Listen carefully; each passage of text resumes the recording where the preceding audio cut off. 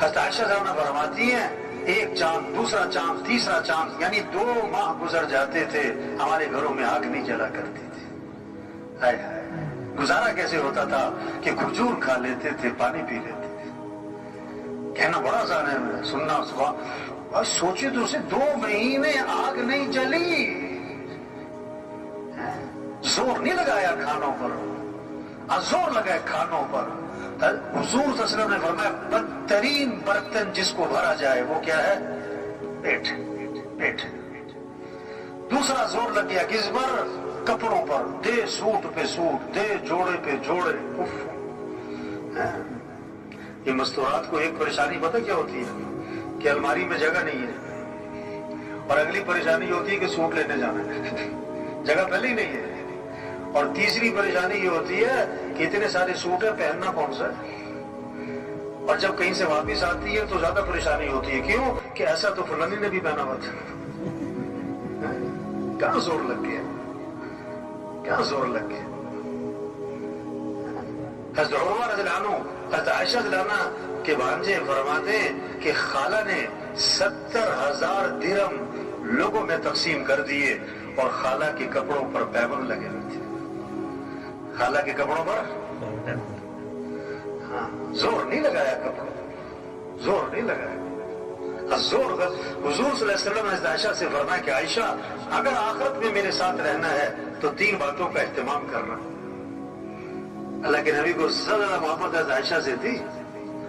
آپ نے فرمایا کہ اللہ نے بیویوں میں عدل کرنے کا حکم دیا، تو میں ظاہری عدل تو کرتا ہوں لیکن میرا دل عائشہ کی طرف مائل ہے، یہ میرے اختیار میں ہے. تو آپ نے کیا فرمایا کہ اگر آخرت میں میرے ساتھ رہنا ہے تو 3 باتوں کا اہتمام کرنا. پہلی بات فرمائی کہ عائشہ اس وقت تک کپڑوں کو پرانا سمجھ کے نہ چھوڑ دینا جب تک کہ ان پر پیوند نہ لگ جائے، جب تک کہ ان پر. دوسری بات فرمائی کہ عائشہ مالداروں کے پاس بیٹھنے سے اپنے آپ کو بچانا، کیونکہ آدمی کے اندر مال کی بھی تما اور ہرس اور لالچ اور دوڑ میں لگ جاتا ہے. اور تیسری بات فرمائی کہ عائشہ دنیا سے اتنا توشہ لینا جو ایک مسافر کے لیے کافی ہوتا ہے، اللہ لمبے چوڑے چکر میں نہ پڑ جائے. تو زور غلط جگہ لگ رہا ہے. کیا؟ کھانوں پر، دوسرا کپڑوں پر، تیسرا زور لگ گیا کس پر؟ تعمیرات پر، مکانوں پر. آپ صلی اللہ علیہ وسلم نے فرمایا کہ جب آدمی کے مال میں برکت نہیں رہا کرتی تو تعمیرات پر لگا کرتا ہے. اذا لم یبارک فی مال العبد یجعلہ فی الماء والطین. جب برکت نہیں تو تعمیرات پہ مال لگتا ہے. قیامت کی نشانی بتائی، یتطاولون فی البنیان، اونچی اونچی عمارتیں، بڑے بڑے پلازے، یہ قیامت کی نشانی. ایک صحابی نے ذرا اونچا مکان بنا لیا، حضور صلی اللہ علیہ وسلم نے ان کے سلام کا جواب نہیں دیا. فرمایا یہ کس کا ہے، یہ مکان کس کا ہے؟ کہ جی فلاں کا ہے. آپ خاموش ہو گئے. اور حدیث کے الفاظ ہیں فحملها فی نفسہ، لیکن آپ نے اس بات کو اپنے دل میں رکھا کہ اچھا ایسے مکان بنانے شروع کیے. کچھ دنوں بعد وہ صاحب خانہ حاضر خدمت ہوئے، آپ کو سلام کیا، فاعرض عنہ، آپ نے اعراض فرمایا. پھر سلام کیا، پھر اعراض فرمایا. صحابہ سے پوچھا حضور میرے سلام کا جواب نہیں دے رہے. بتایا کہ تمہارے گھر کے پاس سے گزرے تھے، پوچھ رہے تھے کس کا ہے. سمجھ گئے کہ اللہ کے نبی کو میرا گھر پسند نہیں آیا. فہدمها حتی سواها بالارض، گرا دیا حتیٰ کہ زمین کے برابر کر دیا. دوبارہ آپ کا گزر ہوا، فرمایا ما فعلت القبہ، وہ قبہ نما مکان تھا کیا بنا؟ تو صحابہ نے آپ کو ساری بات سنائی. اس پر آپ نے فرمایا کل بناء وبال على صاحبه الا مالا. ہر تعمیر کرنے والے پر وبال کا باعث بنے گی سوائے اس تعمیر کی جو ضرورت کی ہو، سوائے اس تعمیر کی جو ضرورت کی ہو. تو زور غلط جگہ لگ گیا نا، کھانوں پر، کپڑوں پر، مکان پر. اور چوتھا زور لگ گیا شادیوں پر. کس پر زور لگا ہے؟ 2 سال تیاری، 3 سال تیاری. یہ بھی ہونا چاہیے. شادی کے موقع میں ایک فہرست بناتے ہیں لوگ، یہ بھی کرنا ہے، یہ بھی کرنا ہے، یہ بھی ہونا ہے، یوں بھی کرنا ہے، وہ بھی کرنا ہے. ان سے پوچھو کہ یہ سب کچھ کیوں کرنا ہے؟ ان کا جواب پتہ کیا ہوتا ہے؟ کہ یہ سب کچھ کرنا پڑتا ہے. یہ جواب ہے. نہ گزر نہ پاؤں، ان سے پوچھو یہ سب کچھ کیوں کرنا پڑتا ہے، تو اس کا بہت خوبصورت جواب دیتے ہیں، آپ کو پتہ نہیں ہے کرنا پڑتا ہے، آپ کو پتہ نہیں ہے کرنا پڑتا ہے۔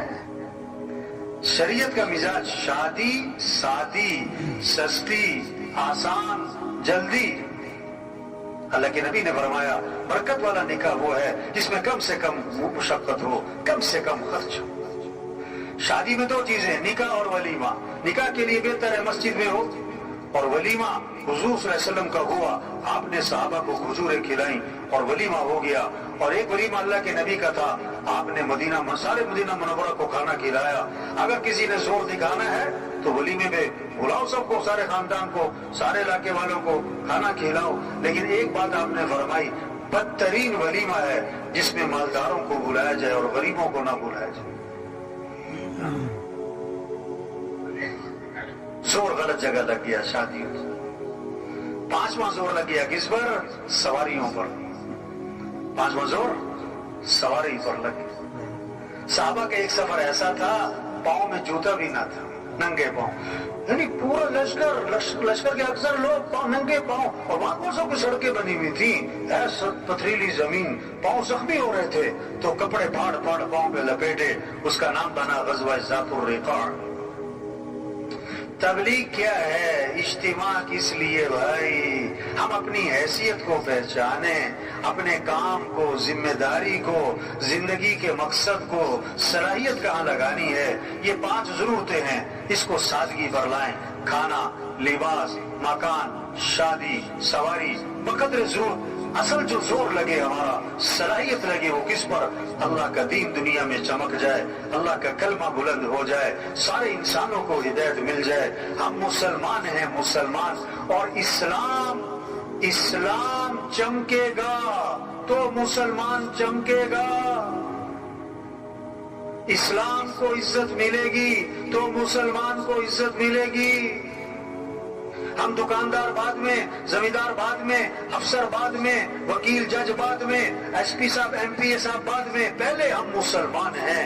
اور وزیر اعظم ہونا بڑی بات نہیں ہے، مسلمان ہونا یہ بڑی بات ہے۔